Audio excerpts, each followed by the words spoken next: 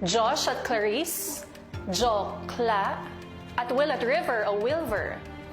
Isang duo na lang ang hinihintay natin na kukumpleto sa listahan ng mga nominado. Sino sa palagay ninyo?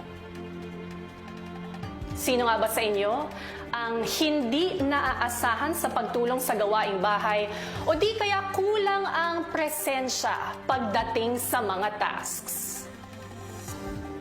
Ang pangalan ng huling nominadong duo sa linggong ito ay nasa loob ng envelope number 3. Gabby, basahin mo na ang laman ng envelope number 3.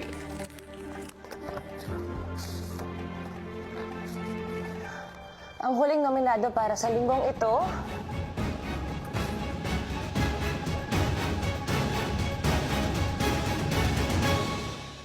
Will and River.